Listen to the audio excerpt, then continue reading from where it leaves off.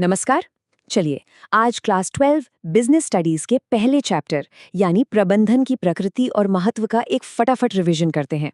ये एक ऐसा टॉपिक है जो हर जगह काम आता है। तो चलिए इसमें उतरते हैं और देखते हैं कि ये क्या है। तो सबसे पहले एक सवाल, ये जो बड़ी बड़ी सफल कंपनियां होती हैं, ये अपने लक्ष्य आखिर कैसे हासिल कर लेती हैं? क्या ये सब बस किस्मत का खेल है या इसके पीछे कोई गहरा राज छुपा है? जवाब है जी नहीं, बिल्कुल नहीं।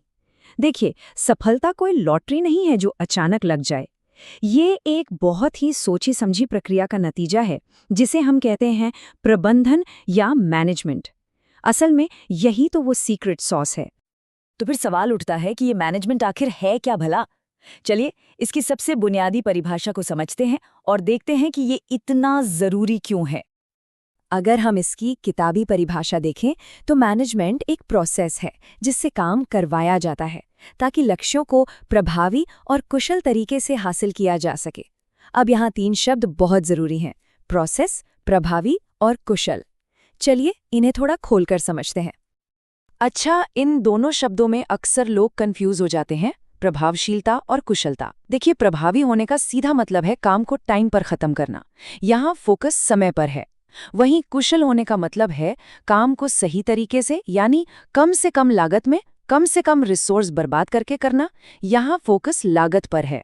एक अच्छा मैनेजमेंट इन दोनों के बीच गजब का बैलेंस बनाकर चलता है। ठीक है, तो अब आगे बढ़ते हैं और देखते हैं कि मैनेजमेंट की वो कौन सी खासियतें हैं जो बताती हैं कि ये असल में दिखता और काम कैसे करता है। इसे मैनेजमेंट का एक ब्लूप्रिंट भी कह सकते हैं। मैनेजमेंट की 7 मुख्य विशेषताएं हैं। ये हमेशा किसी लक्ष्य को पूरा करने के लिए होता है। ये हर जगह पाया जाता है, चाहे स्कूल हो या अस्पताल। ये बहुआयामी है और ये कभी न रुकने वाली प्रक्रिया है। साथ ही ये एक ग्रुप एक्टिविटी, एक डायनामिक फंक्शन और एक अमूर्त शक्ति है। ये जो आखिरी वाला पॉइंट है ना, अमूर्त शक्ति, इसे समझने के लिए एनसीईआरटी की ये लाइन एकदम परफेक्ट है। मतलब मैनेजमेंट कोई ऐसी चीज नहीं जिसे हम देख या छू सकें, लेकिन इसका असर साफ साफ महसूस होता है। जब ऑफिस में सब कुछ व्यवस्थित हो, कर्मचारी खुश हो, तो समझ जाइए कि वहां अच्छा मैनेजमेंट काम कर रहा है। अच्छा, याद है हमने कहा था कि मैनेजमेंट बहुआयामी है। इसका क्या मतलब है? इसका मतलब है कि मैनेजमेंट एक साथ 3 अलग-अलग लेकिन आपस में जुड़े हुए क्षेत्रों पर काम करता है: काम, लोग और संचालन। पहला है काम का प्रबंधन, मतलब संगठन के बड़े-बड़े लक्ष्यों को छोटे-छोटे करने लायक कामों में बदलना। जैसे कि अगर लक्ष्य एक नया फोन बनाना है तो उसके लिए क्या-क्या काम करने होंगे ये तय करना। दूसरा और शायद सबसे जरूरी, लोगों का प्रबंधन, क्योंकि कोई भी कंपनी अपने लोगों के बिना कुछ भी नहीं है। मैनेजमेंट का काम है लोगों की ताकत को पहचानना और उन्हें सही जगह इस्तेमाल करना ताकि वो अपना बेस्ट दे सके। और तीसरा है संचालन का प्रबंधन। ये असल में काम और लोगों के मैनेजमेंट को आपस में जोड़ता है। मतलब रॉ मटेरियल और लोगों की मेहनत को मिलाकर फाइनल प्रोडक्ट या सर्विस बनाना। ये सबको एक साथ लेकर चलने जैसा है।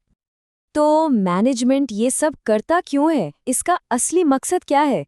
चलिए देखते हैं कि वो कौन से उद्देश्य हैं जिन्हें मैनेजमेंट हासिल करने की कोशिश करता है। ये एक तरह से पूरी मशीन को चलाने वाला ईंधन है। मैनेजमेंट के मुख्य रूप से 3 उद्देश्य होते हैं। पहला, संगठनात्मक, जो सीधे सीधे कंपनी के लिए है। दूसरा, सामाजिक, यानी समाज के प्रति जिम्मेदारी। और तीसरा, व्यक्तिगत, यानी अपने कर्मचारियों की जरूरतों का ध्यान रखना। संगठनात्मक उद्देश्यों के भी 3 हिस्से हैं। सबसे पहले है सर्वाइवल, मतलब बाजार में टिके रहना और अपनी लागत निकालना। फिर आता है प्रॉफिट, जो आगे बढ़ने के लिए जरूरी है। और आखिर में है ग्रोथ, यानी कंपनी को और बड़ा बनाना। तो टिके रहो, कमाओ और बढ़ते जाओ।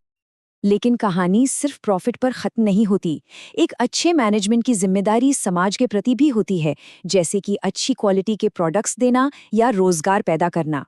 और साथ ही उसे अपने कर्मचारियों की व्यक्तिगत जरूरतों, जैसे अच्छी सैलरी और काम के अच्छे माहौल का भी ख्याल रखना होता है। चलिए अब देखते हैं कि किसी कंपनी के अंदर मैनेजमेंट का ढांचा कैसा होता है। इसमें अधिकार और जिम्मेदारी के अलग-अलग लेवल्स होते हैं। आप इन्हें मशीन के अलग-अलग ऑपरेटर समझ सकते हैं। आमतौर पर मैनेजमेंट के 3 स्तर होते हैं। टॉप लेवल जो कंपनी का विजन और नीतियां तय करता है, फिर आता है मिडिल लेवल जो टॉप और लोअर लेवल के बीच पुल का काम करता है और नीतियों को लागू करवाता है, और सबसे नीचे होता है ऑपरेशनल लेवल जो सीधे वर्कर्स के काम को देखता है और उन्हें गाइड करता है। अब आते हैं हमारे आखिरी और शायद सबसे जरूरी कॉन्सेप्ट पर, समन्वय यानी कोऑर्डिनेशन। ये वो गोंद है जो मैनेजमेंट के हर हिस्से को एक दूसरे से जोड़ के रखता है।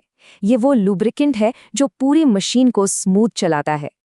ये लाइन समन्वय के महत्व को बहुत अच्छे से बताती है। ये कोई अलग काम नहीं है, बल्कि ये वो ताकत है जो मैनेजमेंट के बाकी सभी कामों को एक साथ पिरोती है। इसके बिना सब कुछ बिखर जाएगा। और इसीलिए समन्वय को अक्सर प्रबंधन का सार कहा जाता है, एसेंस ऑफ मैनेजमेंट। क्यों? क्योंकि इसकी ज़रूरत मैनेजमेंट के हर फंक्शन और हर लेवल पर पड़ती है। ये मैनेजमेंट की आत्मा है। सोचिए, प्लानिंग से लेकर कंट्रोलिंग तक हर फंक्शन में कोऑर्डिनेशन चाहिए। प्लानिंग और बजट में, अलग अलग डिपार्टमेंट्स में, लोगों को काम पर रखने में, उन्हें निर्देश देने में, हर जगह। ये एक सिम्फनी ऑर्केस्ट्रा की तरह है जहां कोऑर्डिनेशन ही मधुर संगीत बनाता है।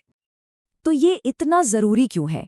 क्योंकि जैसे जैसे कंपनियां बड़ी होती हैं, अलग अलग डिपार्टमेंट्स और एक्सपर्ट्स के बीच तालमेल बिठाना मुश्किल हो जाता है। कोऑर्डिनेशन ये पक्का करता है कि सेल्स, प्रोडक्शन, मार्केटिंग सब मिलकर एक ही लक्ष्य के लिए काम करें। ये टीम वर्क को असल में काम करने लायक बनाता है। तो चलिए, जहां से शुरू किया था वहीं वापस आते हैं।